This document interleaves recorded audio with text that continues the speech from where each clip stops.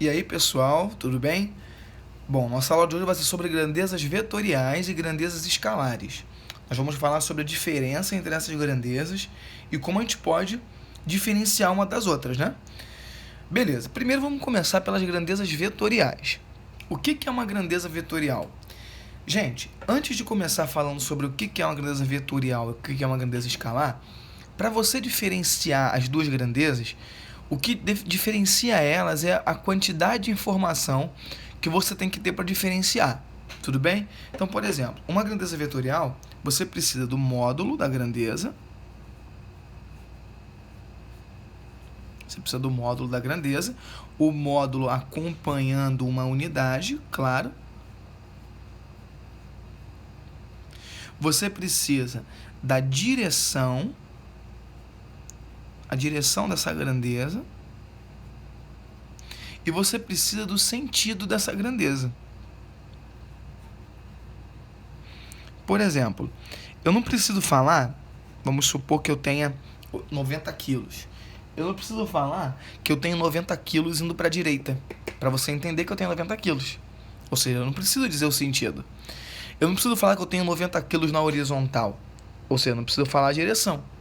Mas eu preciso falar que eu tenho 90 quilos. Então, para entender a minha grandeza de peso, de massa, no caso, a minha grandeza de massa, eu só preciso determinar o módulo junto com a unidade. O vetor não. O vetor, para eu conseguir entender um vetor, eu preciso determinar módulo, direção e sentido. Então, por exemplo, eu poderia representar aqui, ó, um vetor Azinho.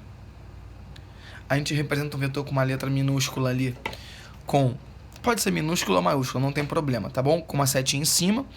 Ou eu posso representar ele assim, ó. Eu posso representar ele A e B. Eu posso falar que o vetor A é igual ao vetor B menos A. Tá bom? Eu posso representar o vetor pela diferença entre as extremidades. Quando eu escrevo o vetor com dois tracinhos do lado, vamos supor que esse vetor aqui tem 20 metros, tá? 20 metros. Eu estou representando apenas o módulo dele. Então, olha, eu poderia representar com um tracinho ou sem a setinha em cima. E aí eu falo que é 20, tá bom? Isso aqui representa o módulo do vetor. Então, se eu colocar os tracinhos, eu não represento o desenho. Eu só represento o quanto que o vetor vale. Tudo bem? Exemplos aí de grandezas que são vetoriais. Simples, né? Vamos dar um exemplo. Por exemplo, força. A força é uma grandeza vetorial. Outra grandeza vetorial pode ser a velocidade, apesar da gente ter velocidade escalar. Velocidade. O impulso. Tá bom? O impulso. A quantidade de movimento. Quantidade de movimento. Outra grandeza que pode ser vetorial também, campo elétrico.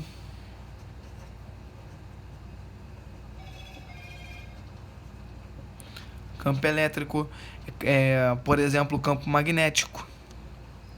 Então, essas grandezas são grandezas vetoriais, fora outras aí, tá bom? Beleza.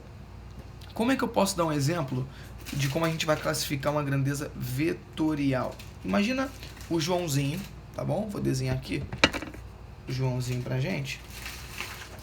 Imagina aqui o Joãozinho tendo que ir de um ponto a outro. Vamos supor que o Joãozinho está aqui.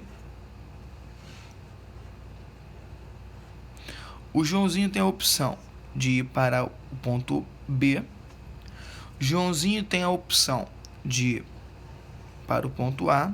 E Joãozinho tem a opção de ir para C. Tá bom? Então eu tenho três direções aqui.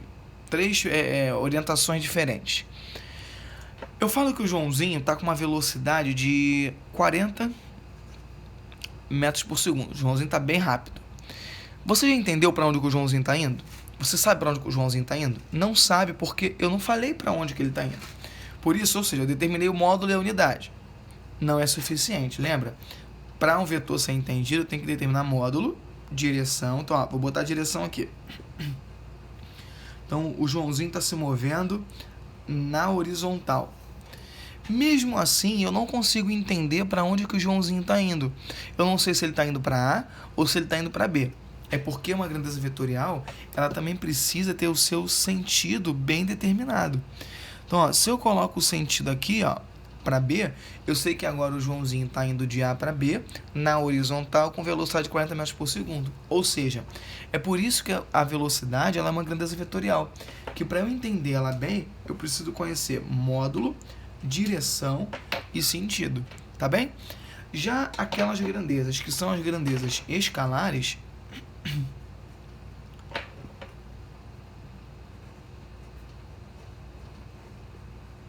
a grandeza escalar, para eu compreender ela, eu só preciso de duas coisas. Eu só preciso do seu módulo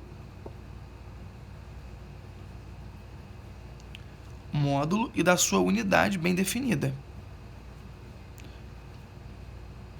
Tá bom?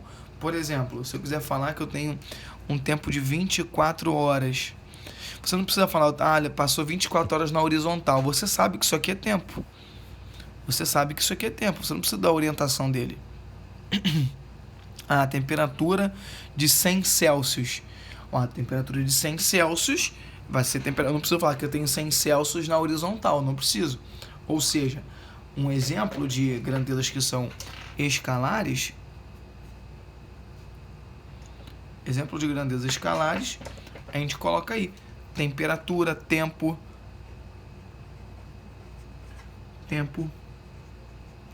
temperatura, tá bem? Potencial elétrico. Tudo que não é representado por vetor é escalar, tá bem? Uma observação, todas aquelas grandezas que assumem valores positivos ou negativos, elas são escalares, tá bem? Beleza? Não necessariamente, não são todas as escalares que vão ter valor positivo ou negativo, mas a maioria pode ter. Por exemplo, temperatura pode ser positivo e negativo, potencial é positivo e negativo. O tempo só positivo, mas é uma exceção. A maioria pode ser positivo e negativo, tá bem? Eu tenho massa, ó, outra que não pode ser positiva e negativa, tá bem? E outras várias unidades aí. Tudo bem? Então, essa é a diferença entre uma grandeza escalar e uma grandeza vetorial. Tudo certo? Pessoal, até a nossa próxima aula. Tchau, tchau. Fiquem com Deus.